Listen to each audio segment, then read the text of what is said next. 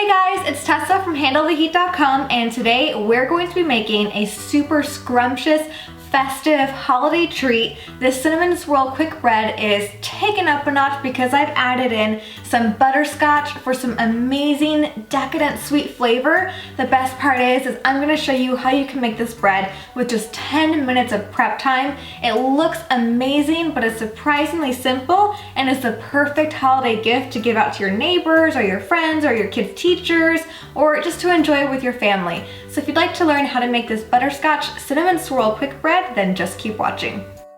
Alright, so let's get started with the dry ingredients. I have 2 cups of all-purpose flour, and I've just added in half a cup of granulated sugar and half a cup of dark brown sugar. I'm also adding in a teaspoon of baking soda and half a teaspoon of fine salt, and I'm going to give that a quick stir. And I really like to use dark brown sugar in this recipe because it kind of gives it a more deep, molassesy, sweet, and moist flavor and texture.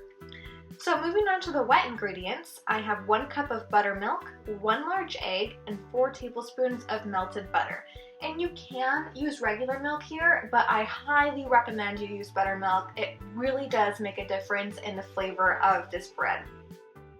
So now I've just added the wet ingredients to the dry ingredients, and I'm going to give that a stir. And the important thing always with any quick bread, muffins, anything like that, is to not over stir and over mix the batter. You want to be really delicate, otherwise you can risk having a dense, dry bread. So we don't want that, so be really nice and gentle.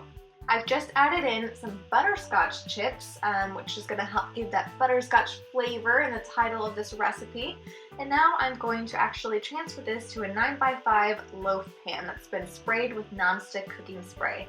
And I'm only going to put half of the batter into the pan because I actually have a cinnamon sugar mixture here. Then I'm going to sprinkle half of that over the batter, and that's going to help give me the kind of swirly effect. So there's going to be a cinnamon swirl in the middle of the bread once you cut it open. It's going to be so delicious.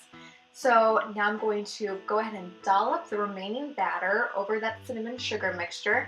And I want to be careful not to disturb that cinnamon sugar mixture too much because I want to keep it kind of a nice solid line right in the middle of the bread once it's all baked. So just smoothing the top of the batter, and I'm taking the remaining cinnamon sugar and sprinkling it over the top there.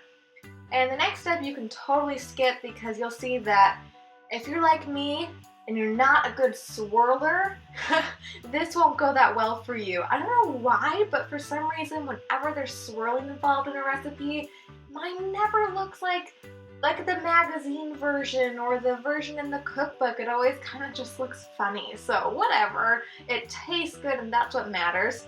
So that actually went into a 350-degree oven for 45 to 50 minutes. And now it's all cooled, and I'm going to go ahead and pop it out of the pan.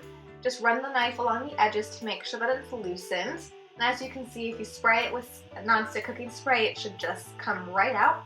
And this is the best part. This is how we're going to get an extra burst of butterscotch flavor. It's going to make this look delicious.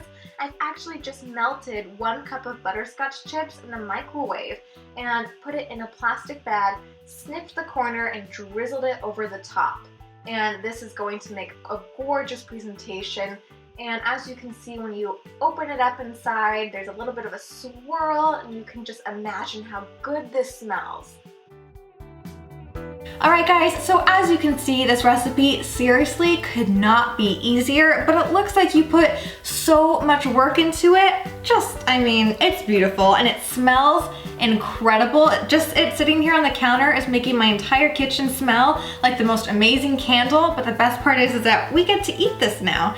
So I really hope you guys liked this video. If you did, don't forget to give it a thumbs up, and please subscribe to my channel. I would love it so much if you'd subscribe to my channel, or even if you would share this video with your friends who love to bake. I would so appreciate it. I'll catch you guys around next time with another food video.